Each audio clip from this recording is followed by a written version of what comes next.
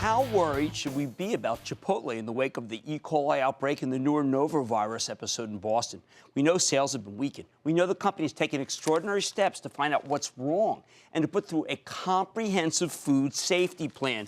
You may have seen these ads in today's papers all across the country about the steps they're taking. And because the show is called Mad Money, the company stock's been hit. It's down 17% for the year, although it is worth noting that it has stabilized of late. I think we need to dig a little bit deeper here, which is why I'm thrilled to have Steve Ells and Chipotle's founder, chairman, and co-CEO, along with Monty Moran, the co-CEO, find out more about what they've done to fix this problem. Mr. Ells and Mr. Moran, welcome to Mad Money.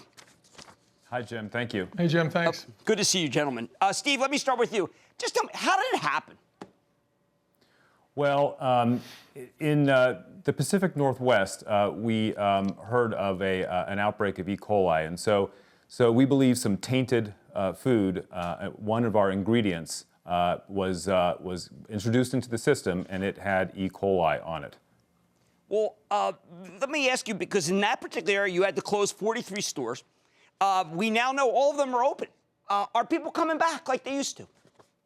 Well, traffic has slowed, and we announced this in an 8K recently released. But we're doing everything in our power to ensure that we're creating a food safety system that will put us well ahead of industry standards. We want to show all of our customers that the industry standards that we had been employing before, which are considered great standards, were not good enough. And they're not good enough because something like this could happen. So we've been working with a leading epidemiologist and his team to develop systems that he estimates will put us 10 to 15 years ahead of these industry standards. We want to be the safest place to eat, Jim. All right, well, Monty, let me ask you, from your public filings, here's something you say. You say, we may be at a higher risk for foodborne illness outbreaks than some competitors due to our use of fresh produce and meats rather than frozen, and a reliance on employees cooking with traditional methods rather than automation. Is this the price we have to pay for food with integrity? I don't think so at all, Jim. As you know, we work very hard, and we've been very innovative in our sourcing of the very best raw ingredients we can find. We do not believe there's anything less safe about eating that way, and we believe that what we need to do now is put that same innovation that we've put towards food with integrity and that we've put towards our very special people culture. We've got to put that same kind of innovation into food safety now. We've already begun those efforts, and we believe those innovations are going to yield a risk profile that's very near zero in our restaurants, which we're told by our epidemiologists and other experts. You can never be sure that the risk is absolutely zero.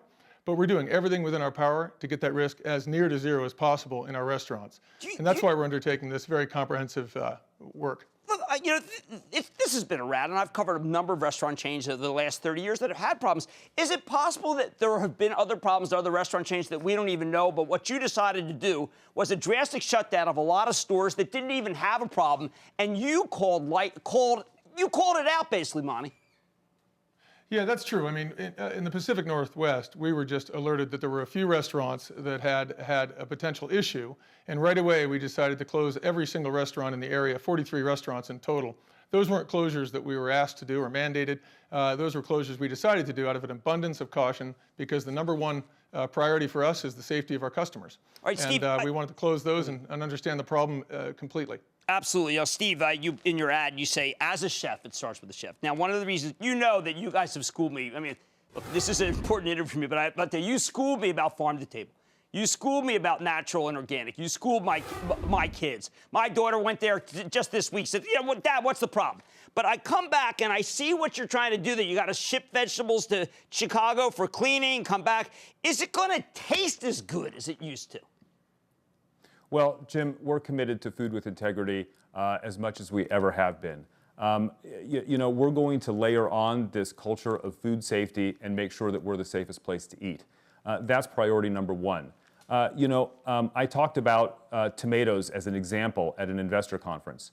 And today, we would not have the ability to have this kind of intense testing, this high-resolution testing, if we were to chop tomatoes in the commissary. So instead, we're doing it in a central kitchen where we take many, many, many samples to ensure that it is as safe as possible. Now, if I'm eating a burrito that had tomatoes that were chopped in the central kitchen in the salsa, or one that was chopped in-house, I probably couldn't tell the difference.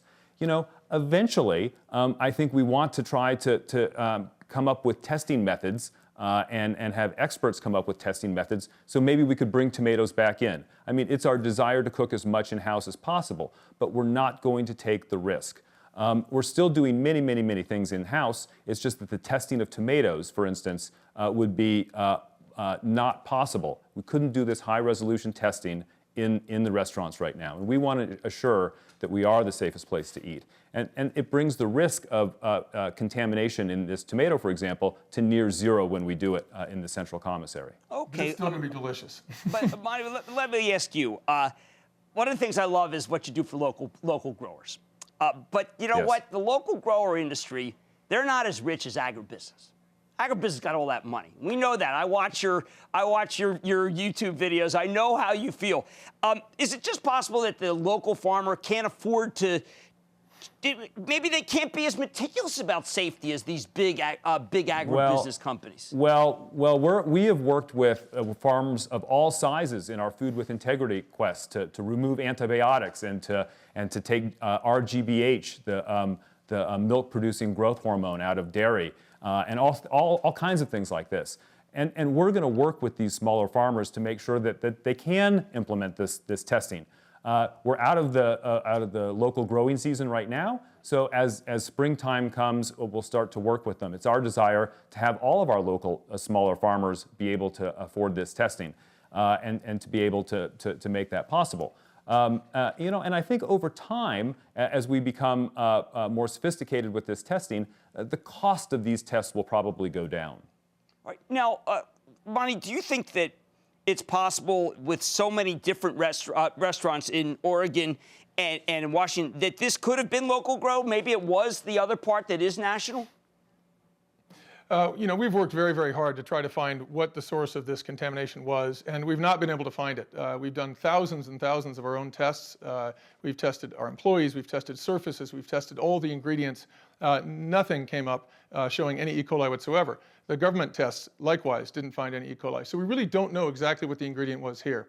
The good news, though, is we are looking at every single raw ingredient we have, every single one, from where it originates, where it's grown, all the way until it gets to our restaurants, to make sure that we take every opportunity to make every single ingredient just as safe as it can be. And then once in the restaurants, we've got very, very robust policies and procedures now in place, even better than before, to ensure that we have the safest food we can have.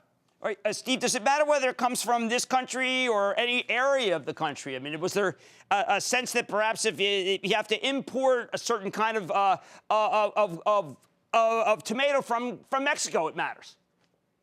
No, we you know, all of our farms we visited the farms. The CDC was on a lot of the farms. We had our epidemiologists on farms, and we could not pinpoint it to a certain location. I will say, though, that we can assure you today that there is no E. coli in Chipotle. We have thoroughly tested our food. We have thoroughly tested our surfaces, and we are confident that Chipotle is a safe place to eat. Now, Steve, you talked a lot about the safety measures, and they're extensive. Safety costs a lot of money. Are we going to see multiple price increases for our burritos at Chipotle? Well, first of all, let me say that we're not going to take any price increases in the near future. Safety is going to become a very, very important part of our culture, and this intensive testing now is going to be with us for the long term, forever. And we think it's really an important part of our overall vision of changing the way people think about and eat fast food. It's got to be safe. We've got to come up with protocols that take the risk as close to zero as possible. There will be cost. There's no question about that. But like there was cost in Food with Integrity, we still managed to have industry-leading margins. We plan to do that. And as you know, we're always very, very conservative when it comes to taking price increase. We just don't do it that often, and we don't do it that much. All right, Monty, last question to you, gentlemen. Yes, the company has a big buyback. I was trying to avoid just talking about the stock because this is a bigger issue in many ways. But you have a buyback. You obviously have faith in the long term about food with integrity and the comprehensive food safety plan. You've been in there buying back stock during this period, haven't you? Yes, we have. We've been very aggressive during the softening in the stock to buy back opportunistically just as many shares as we can. We have a great deal of faith in the future of this organization. We have a great deal of faith in our 60,000 crews and managers throughout the country. We are all up for a challenge. We're not going to let this crisis go to waste, and we're going to absolutely we're going to learn and do so much from this to be a much, much better company in the future. And so, yes, we've got a lot of confidence, and we're buying the stock actively. Gentlemen, thank you so much for coming on Mad Money. Always good to see you. Thanks, Jim. Appreciate it. Thank you. That's Steve Ells, founder, chairman, and co-CEO, and Monty Moran, co-CEO of Chipotle CMG. Stock is bottom. They're in there buying. Hey, I'm in there. Stay with Cramer. Booyah! Jim Cramer here from Mad Money. Thanks for watching CNBC on YouTube. Click here to subscribe and get the jump on my exclusives with CEOs, plus market news, investing advice, and a whole lot more.